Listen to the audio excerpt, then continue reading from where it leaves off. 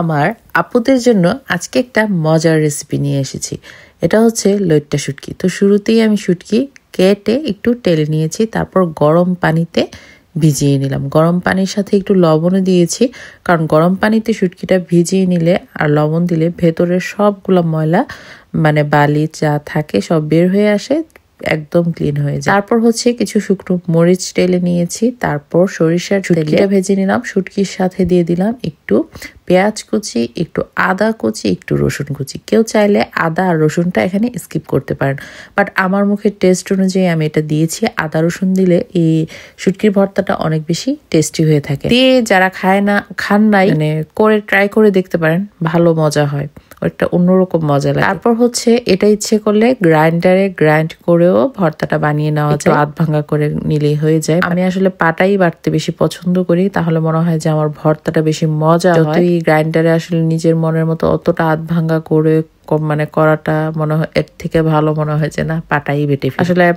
রান্নার ক্ষেত্রে আমি আবার কষ্ট হলেও ট্রাই করি সবসময় যে একটু মজা করে রান্না করার জন্য সবকিছু, রান্না ভর্তা বা আর এই যে শুকনো মরিচগুলো ভাজা মরিচগুলো তো বেটে নিয়েছি। ভাজা মরিচ বাটতে তো একটু ইজি হয়, একটা বাটা দিলেই হয়ে যায়। আর আমি এত মিহি করবো না, ভাঙ্গা করেই করেছি। তারপর যে তেলে সরিষার তেলে ভেজে নিয়েছিলাম যে শুটকি, পেঁয়াজ, তারপর আদা রসুন সবগুলা বেটে নিয়েছি ভালো। তারপর হচ্ছে ভর্তাতে নর্মালি আমরা একটু পেঁয়াজটা বেশি খাই, কাঁচা পেঁয়াজ দিয়েছি কুচি করে, এটাও বেটে নিলাম। আবার সাথে একটু লবণও দিলাম আর একটু ধনিয়া পাতা। এখানে কাঁচা পেঁয়াজটা না দিলেও কিন্তু ভর্তাটা খেতে পারবেন, কারণ আমি কিন্তু পেঁয়াজ অলরেডি দিয়েছি, কিন্তু আমাদের কাছে ভালো লাগে তাই আমি কাঁচা পেঁয়াজটাও দিয়েছি। আর ভর্তাতে আসলে এই কাঁচা পেঁয়াজটা অনেক মজা হয়, ভর্তাটা মানে দিলে ভর্তাটাকে মজা করে। আর এই যে ধনিয়া পাতা সবকিছু কিন্তু আমি একদম এক বাটা দিয়েছি, জাস্ট মানে আরেকবার বাটি নেই, একদম মিহি করি নাই। এটা আমি ইচ্ছে করি নাই, কারণ এরকম লইট্টা শুটকির ভর্তাটা এরকম কম মিহি করে